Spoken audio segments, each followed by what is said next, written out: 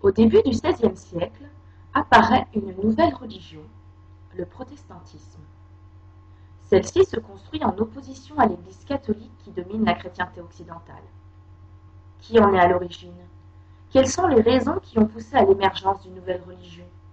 Quelles sont les caractéristiques de ce mouvement que l'on appelle la réforme, c'est-à-dire la réorganisation de l'Église dans le but de lui rendre sa pureté originelle?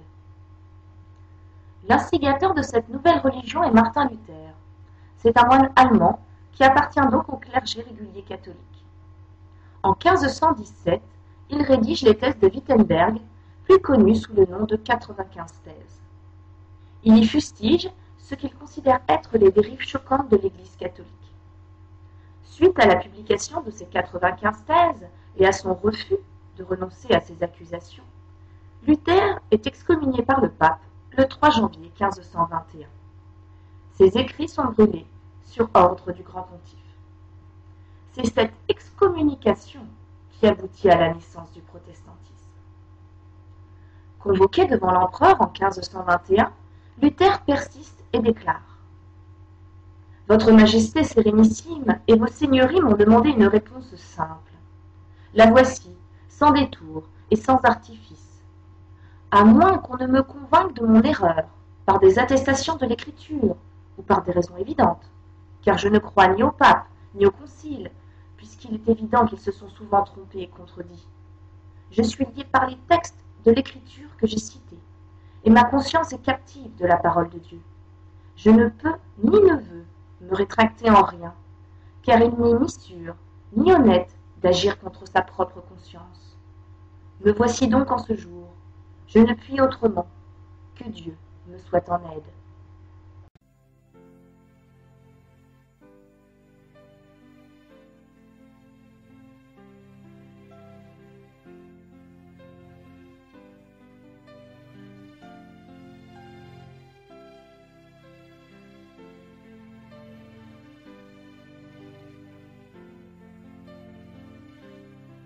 Un jour nouveau s'est levé. Une vie nouvelle a commencé. Depuis que je t'ai connu, mon Dieu.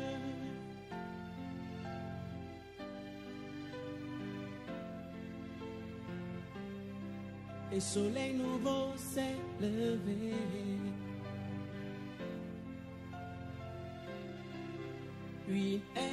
Jésus ne dépendait pas d'un fait historique ou d'un oui ou d'un non de Pilate. Non!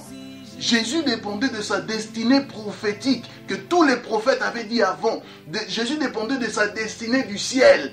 Regardez, Jean 19, la Bible dit ceci. Pilate dit à Jésus: est-ce à moi que tu ne parles pas? Ne sais-tu pas que j'ai le pouvoir de te crucifier et j'ai le pouvoir de te relâcher? Jésus répondit: tu n'auras sur moi aucun pouvoir s'il ne t'avait été donné d'en haut. C'est pourquoi celui qui me livre à toi commet un plus grand péché. Jésus est clair, il dit bien: Pilate, toi qui es devant, je suis devant toi, tu n'auras sur moi, moi Jésus, aucun pouvoir. Donc Pilate même là, qui était là, n'avait rien d'autre à faire que de laisser la volonté prophétique de Dieu, de la crucifixion de Jésus se faire. Ça veut dire quoi? Que Dieu est le Dieu de l'histoire, que le Dieu que nous servons est le Dieu qui est au contrôle de tout. Vous voyez, le Dieu n'est pas un Dieu qui fera confiance aux faits des historiens. C'est pas possible, c'est invraisemblable. Alors quand Jésus dit à Pilate, il dit au monde, il dit à Satan, il dit à tous ces démons, il dit: toi, vous tous là, vous n'aurez sur moi aucun pouvoir. À combien plus forte raison il parle aussi de son église qui est son corps. Il dira que l'histoire là, l'histoire, le concile de Nicée, les faits historiques, tout ça là, n'a sur moi aucun pouvoir, sur mon corps. Le corps glorieux de Jésus, c'est l'église. Alors, l'église n'a, l'histoire n'a aucun pouvoir, les faits historiques les conciles de Nicée, les réformes de Luther, tout ça n'a aucun pouvoir, je dis bien aucun pouvoir puissant sur le corps de Jésus. C'est la même réplique que Jésus va dire à Pilate.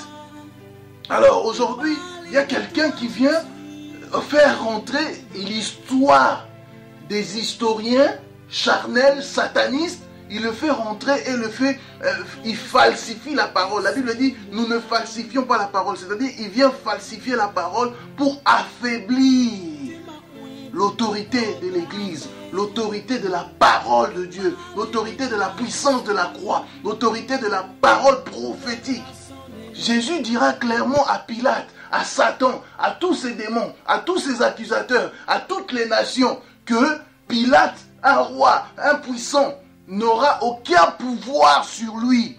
Il dira à Pilate, au roi, à César, à tout le monde, à Rome, personne n'aura le pouvoir sur Jésus-Christ. Alors personne n'a le pouvoir sur l'Église. L'histoire du concile de Nicée ne peut pas avoir l'autorité sur l'Église. Une vie nouvelle a commencé depuis que je t'ai connu, mon Dieu.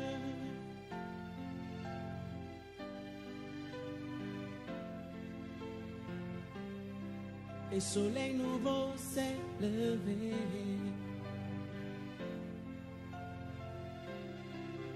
Une ère nouvelle a commencé depuis que je t'ai saisi, Jésus.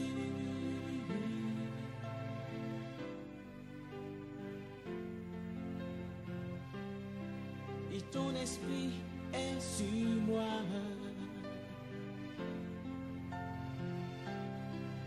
Une source de vie recoule en moi.